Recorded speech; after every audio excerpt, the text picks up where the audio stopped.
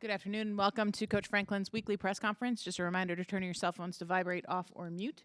And we'll start with a statement from Coach Franklin, and then we'll go to Rich Scarcella. Appreciate everybody being here in person or online, kind of reviewing the previous game and then getting into the next one. You know, when you talk about the stats that we talk about every week, you know, we weren't able to win those, and obviously that was the major factor in the game. We lost a turnover battle, which was the biggest factor in the game. Penalties, drive start, sack battle, and explosive plays, really all of the critical statistics. We weren't able to win, and obviously you have a hard time being successful when you don't do that. When you talk about the positives of the game after watching it, I thought our kids played their tails off, played hard, physical, and fast, and really did some good things for 3.5 quarters. Obviously, opportunities for growth. We got to finish. We got to win the fourth quarter. We got to punt, kick off, and kick field goals more consistently. And like I already stated, we can't turn the ball over 4 times against that type of opponent and expect to win.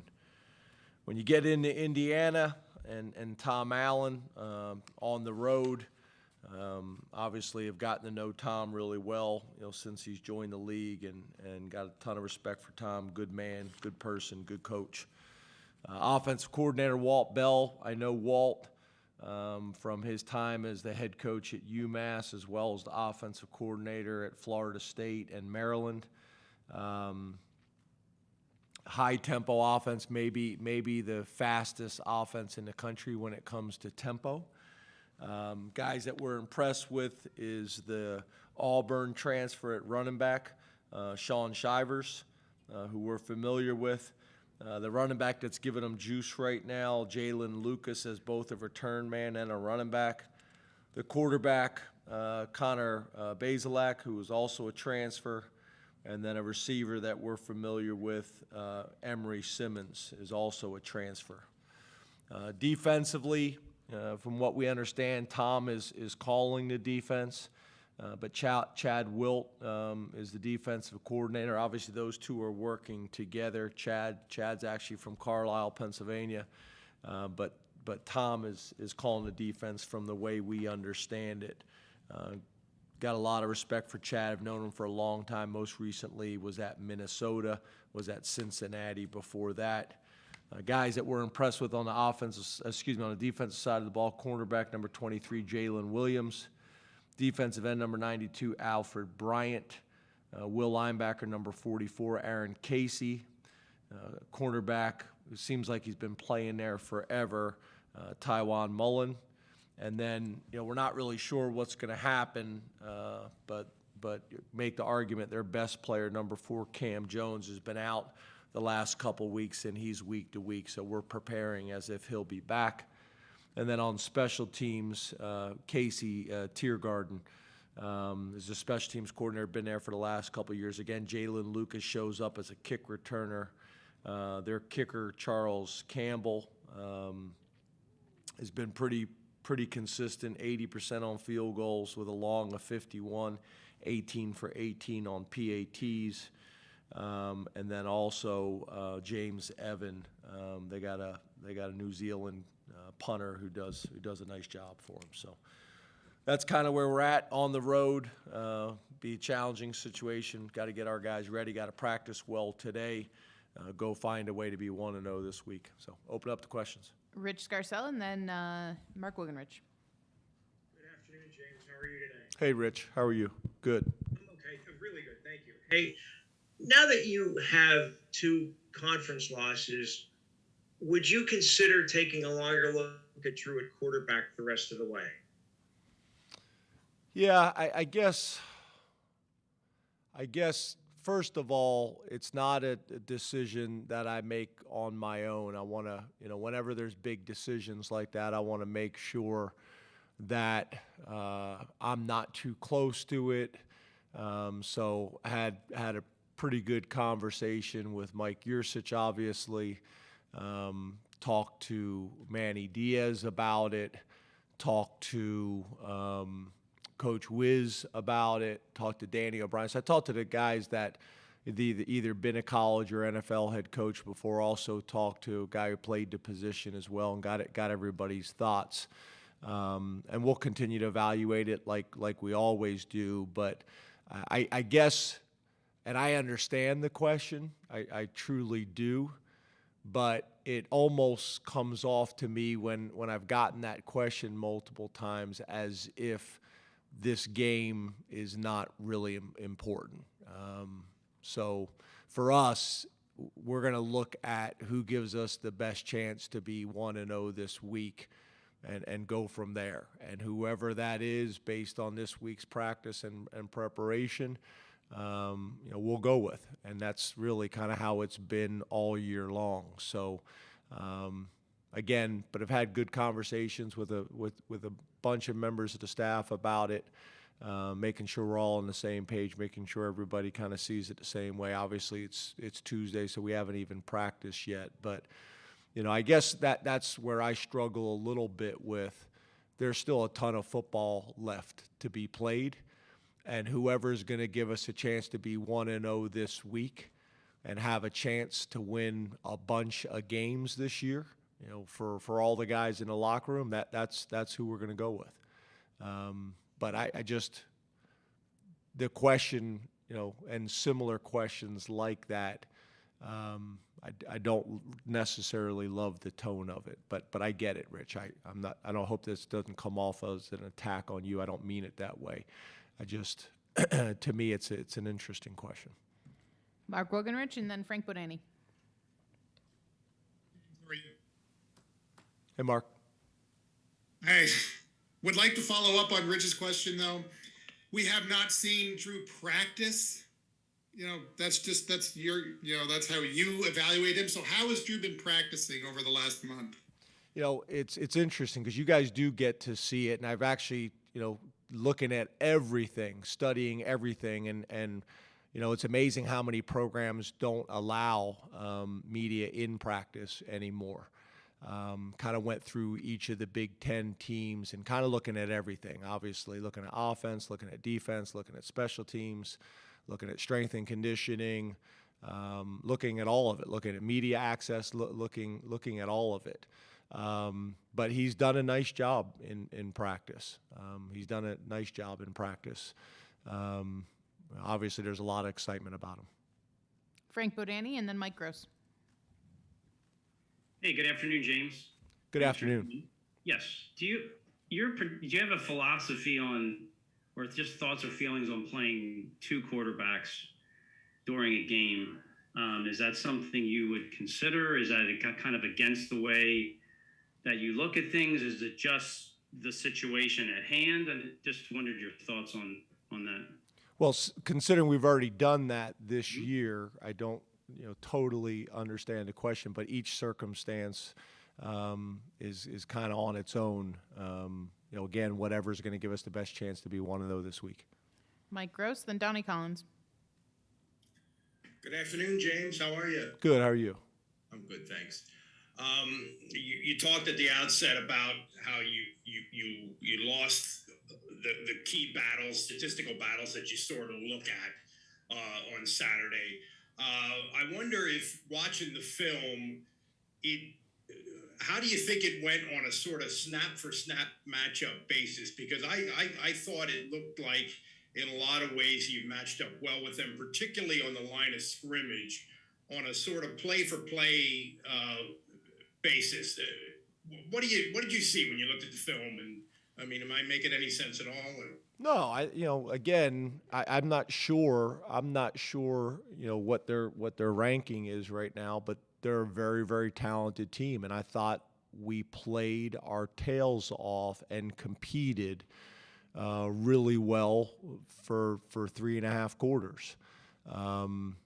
They were able to make some plays late in the game. From an opportunity standpoint, from a talent standpoint. But yeah, I think your point is good. We matched up and competed and battled, and although they made some plays, we were able to limit the impact of them. We turned the ball over earlier in the game. Their defensive ends were able to get their hands up and bat a few balls down, and 9 times out of 10, those balls go to the ground, and they were able to make plays on it. But then our defense was able to play really well and make sure that, we didn't give up touchdowns off of those turnovers. So all in all, again, I think our kids matched up and played their tails off for 3.5 quarters. I also know this is a team, you even look at them when they played some earlier games in the season, where it's been competitive in the first half and not as competitive in the second half, and we were able to do that for the majority of the game. But we got to finish. We got to finish better. Donnie Collins, then Ben Jones. Hey, James. Hey, Donnie. Yeah, kind of on that tone what you just said. Do you, as a coach, when you're looking at growth and looking at getting better week to week, do you watch that film and hope players look at the first 50 minutes where you guys are really good, or the last 10 minutes where it's not so good? Where do you think most growth comes from when you're looking at a film like that?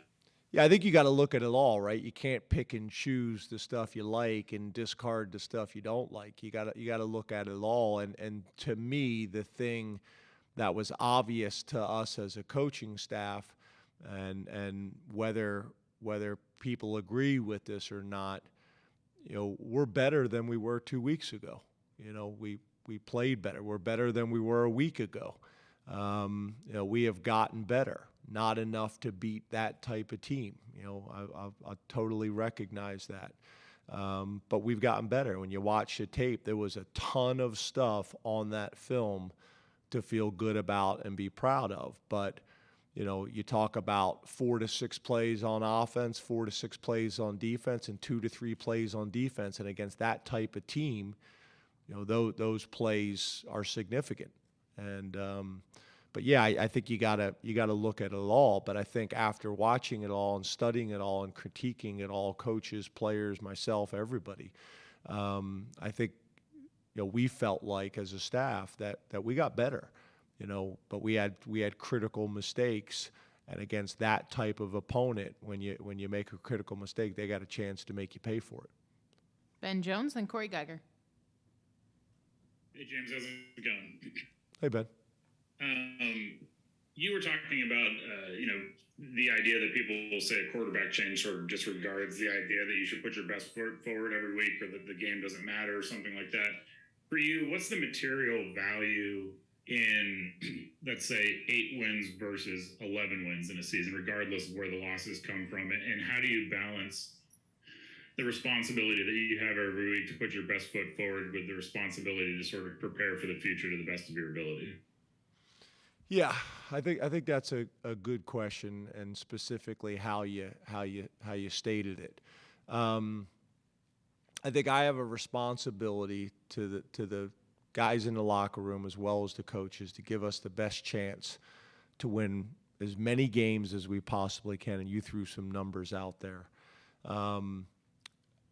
And what you'd like to do at the same time is getting better and building for your future. And I hope that you can do those two things together. I don't think they're exclusive of one another. Obviously, there's going to be a lot of factors that play into that that are going to allow you to maybe, prepare for the future a little bit more. But I just think there's a balance between the two. I think there's a balance between the two. And for me, I think you guys know we've said it enough, but ultimately I got to do what's best for Penn State to be 1-0 this weekend. And again, when I say that's not me making this decision on my own. It's making sure I've talked to enough people that not just at the quarterback position, but every position, that nobody is making decisions in a silo by themselves. No one's determining the defensive end or defensive tackle reps on their own. It's a discussion with the defensive staff and then myself as well. So you're trying to factor all those things in, and the plan is to try to be able to do both at the same time, which isn't always perfect or ideal, but that's what you're trying to do. Corey Geiger, then John McGonigal. Hi, James.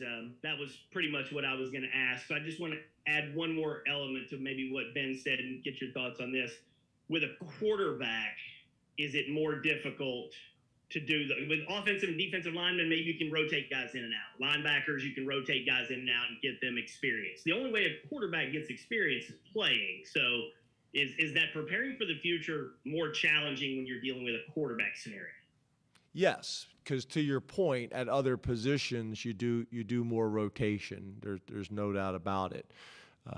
You do more rotations. You get guys in and out. I think that's a fair point. It's harder to do. That's why the practice reps and the practice experience is so important. And then also the number of games that you're able to get, your backups into the game, which we've done. We've been able to do that a decent amount this year. Hopefully we can continue to do that. Johnny McGonigal, and then we'll come in the room. Hey, James, how are you? Good. How are you? Good. You've mentioned in the past Olu being a really smart, academically focused guy. How has he kind of handled the increased attention on him from an NFL draft analyst and draft world perspective? And we also saw him leave in the middle of the final drive of the game against Ohio State. How is he holding up? Yeah, so as you guys know, injuries, I don't get into a whole lot of specifics and details, so we'll see how this week goes with him.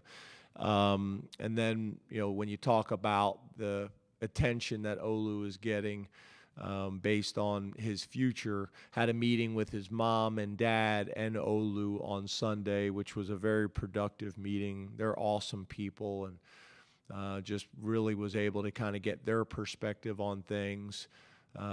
Show them how we can be a resource in terms of getting them a lot of information so that they can make an educated decision.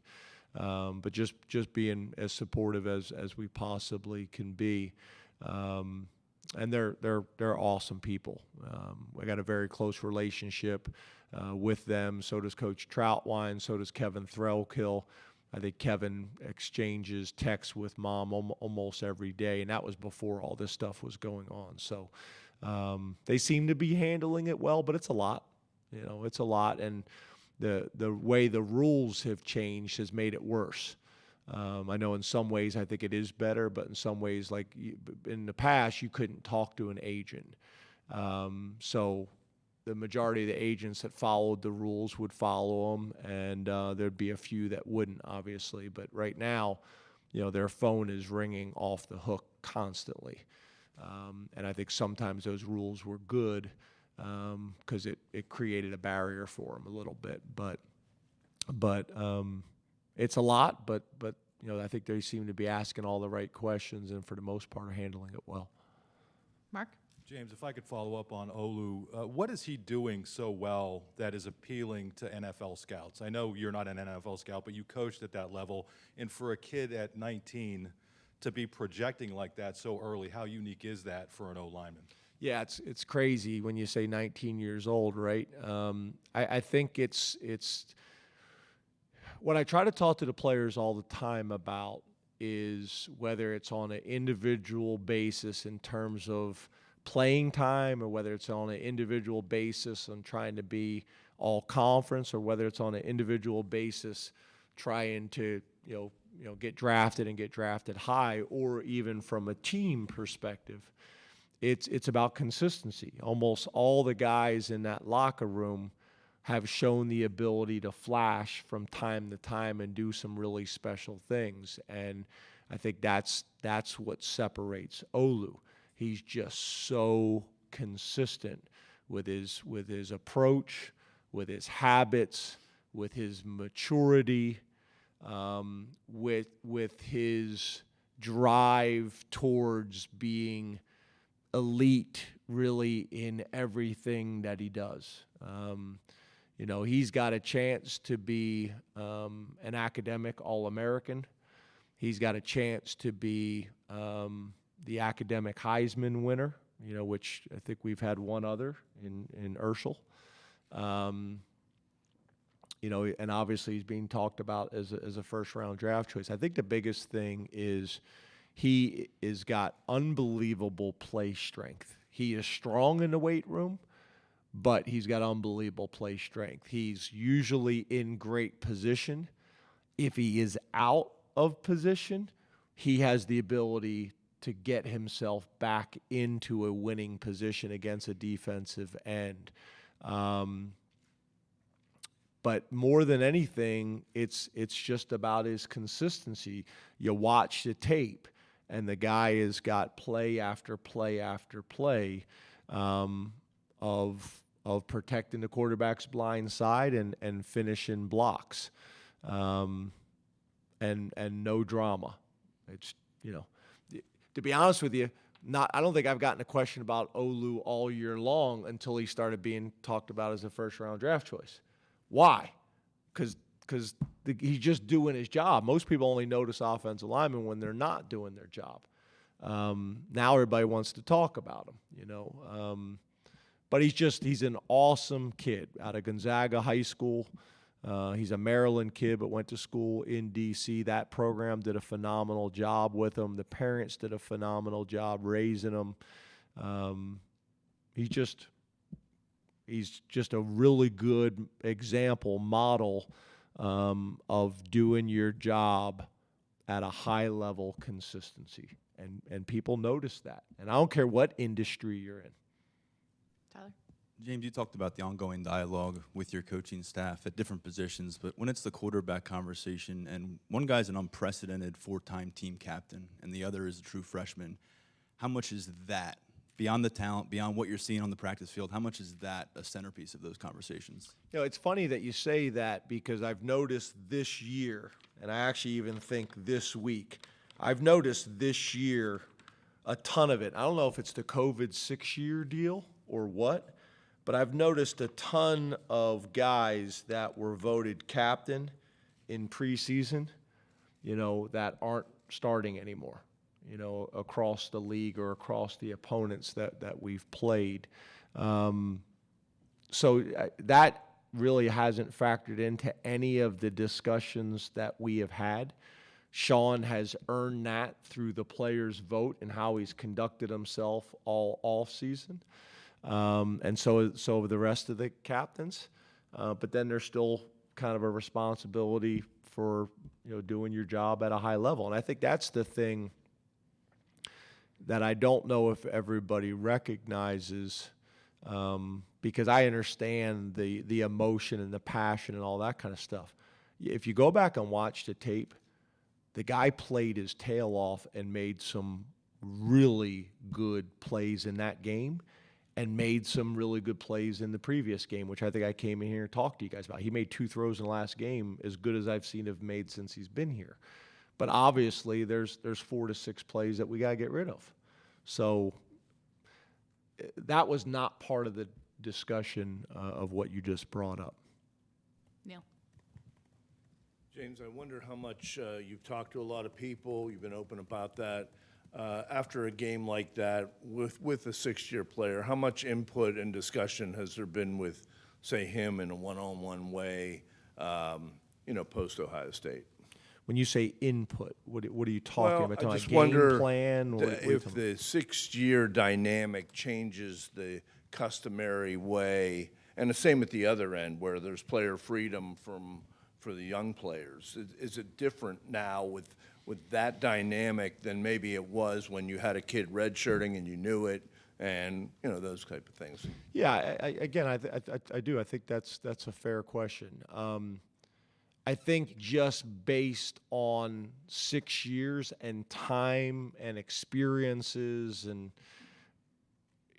it obviously lends itself to having a different level relationship. There's no doubt about it. But I would say there's guys that just based on their personality have been in the program 2 years that I'm very close with, just because of how open they are, and that's their relationship. I got other guys that are older guys that have said like 12 words that I wish I was closer with. One of the things that me and my wife talk about all the time is one of the things that we miss about being a position coach is the position coaches don't know the team as well as I do, because I've been in all of their homes. I've, you know, I've been the consistent factor here, but you don't get to know one position or one player on the same level. When it's your position and you have them over for dinner every Thursday night and you're tracking their academics specifically, and you're talking to their parents and you're dealing with issues and girlfriends broken up and things like that, I don't get all of that. So I missed that. But to your point, just 6 years and the nature of the position, and back to Tyler's point about being a captain, I have more conversations with the captains than I do other positions. So I think it's a little bit based on the kid and the personality. Like Jerry Cross is a kid who's very open and engaging for a young kid who hasn't been on campus very long. So it's really player specific, but I think your point is, right now, kind of the weird place that we are in college football with guys being in programs for 6 years, that factors into it too. But it's not like I'm talking about that. I don't think it's appropriate to ask him what he thinks. Although he did come up to me on Sunday and wanted to talk to me on Monday. But we haven't had that conversation yet. Audrey. James, going back to the quarterback, and you said about talking with Mike about it, talking with Manny about it. What has Mike told you about Drew? What's impressed him this year? And kind of going back to what Mark asked about practice, what are some of the things that he's doing well, areas that you've seen him grow this year? Yeah, so probably some of the stuff that you guys have seen when you're out at practice. It's funny, I remember standing there with Joel Klatt. I think it may have been before the Purdue game, and Joel, watched 5 or 6 throws, and he's a giant human being with a quick release that can get the ball out and make all the throws. So he's got tremendous arm talent. Some guys that are big, strong arm guys are not very accurate. He is shown to be accurate. He can throw from different launch points and angles. And for a young kid, and I think Sean's been a big part of this, but for a young kid, I think he's doing a really good job of preparing. I really think that whole quarterback room is as well, Veyer and Prabula as well. Those guys are really working hard and preparing the right way. Probably more so, than maybe other quarterback rooms I've had in the past. They've done a good job, and Drew's been a big part of that. I think I've told you guys before that, probably Sean's superpower is how he studies the game and understands protection in the run game. The dialogue and discussion with Mike and with the young quarterbacks, I think has been really valuable for those guys. So he's doing a lot of things well, but again, he's still a true freshman. Sauber. James, to go back to Olu, you mentioned all the intangibles he has, his intelligence and everything like that. Is there anything you've learned from him specifically in his development that you can apply to other offensive linemen? Because we haven't necessarily seen linemen take that step that quickly in your tenure. Yeah, it's not just our time here. It's unusual, right? I don't usually hear a guy who's a first-year starter and 19 years old. It also helps that he's 6'6", 315 pounds, and smart and strong and intelligent. So yeah, I think what we always do, whether it's through recruiting or whether it's through development, with guys that we got or guys that we lost that have gone somewhere else. You're always kind of going back and studying best practice and what you did well and what you can do better. And I think Olu's kind of an example of what I think we've talked about in the past is when you recruited Olu and you kind of have your list, say you got a list of 25 characteristics with Olu, he checked most of the boxes. And I think that what I have found over my time, whether it's in the NFL or college, the guys that just have a lot of boxes checked, they usually do well. I think Trace McSorley is a good example of that, where he may have not been 6'3", he checked pretty much every other box. And I think, through recruiting, whether it's in college or the NFL, guys that just have a lot of high-level traits, like Olu, your hit rate is going to be a lot higher rather than some guys that may have one really elite trait but are lacking in some others. And it's easy to get caught up in that one elite trait, really fast or really big or whatever it may be, really strong arm or whatever it may be, that you tend to rationalize or overlook the other things. Audrey? Going back to your running backs, obviously we saw Katron start on Saturday. What do you like about his running style, the way that he's played, and also how has Kevon kind of handled his role, the way this thing's emerged? Yeah, Kevon's been hurt. As you guys know, I don't get into injuries, and sometimes for a situation like this, but Kevon has either been out or limited for 5 weeks. So, we are hopeful to have him back. When we have him back, we feel like we got 3 really good backs that now at this point of the season are experienced and can make plays in both the pass and run game. But yeah, those 2 young kids have really complemented each other well. Katron's got ability to set up blocks. He's got tremendous vision. Like the run you saw on Saturday, he's got the ability to finish runs with power. It's just a very well-rounded running back. He's got a very high football IQ. And I think really him and Nick are really good complementary pieces. But as we've all seen around college football and what's happened with Kevon, you want to rotate those guys as much as you can to keep them healthy. And we've been fortunate this year to pretty much every week have at least 2 backs that we feel really good about. So it'll be nice, hopefully, if we're in a situation, hopefully we'll have Kevon back this week. I actually just met with him yesterday. I had a really good meeting with him yesterday. T. Frank? Hey, James, over here. Hey, T. Hey, you mentioned Tom Allen as the defensive play caller for Indiana. What does he do from a defensive structure that challenges teams? Because it seems at his time during his time at Indiana, he's been a very tough out for not just your team, but a lot of teams in the Big Ten. Yeah, I think this is like one of the first years that he's gone back to doing it. But I think, obviously defensive coordinators and people with similar philosophies and things like that, he's like a lot of defensive coordinators. It is very important for him to make you one-dimensional and to stop the run, and he's going to use as many resources as he has to stop the run.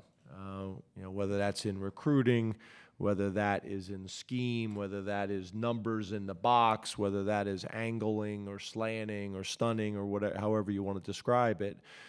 Dropping safeties down in the box like we used to do with Marcus Allen, who actually sent me a autographed jersey yesterday, which was really cool. I'm super proud of him. But there's a lot of different ways to do it, right? And he's committed to doing it and making you one-dimensional. When you study all the analytics, that comes true, over and over again, not only this year, but this, really his career, to your point, really shows up on short yardage situations, 3rd and 4th down short yardage situations. And then they do some good things coverage-wise where they probably have a little bit more diversity coverage-wise through scheme to try to make up for the commitment that they're making to stop the run, to try to, force you into some bad decisions through scheme, So just like we have faced, over my time here, those coverages can cause you problems and create some opportunities, but there's weaknesses in every coverage as well. And hopefully you have the right play called at the right time and the quarterback's seeing it the same way you are. So it will be a challenge. Be interesting to see how this thing plays out. Last question to Zach. Hey, James. Zach Allen, Daily Collegian. Zach. Parker Washington had his best game of the season. He almost had 200 receiving yards. Has he asserted himself as the team's #1 receiver? Yeah, I don't think there was any question of that, based on what he had done last year and the year before. He was coming into the season. He was the most established wideout that we've had at Penn State. On our roster, obviously, Mitch had done some good things, but he hadn't done it yet at Penn State. So yeah. Thank you, Coach. Thanks, guys.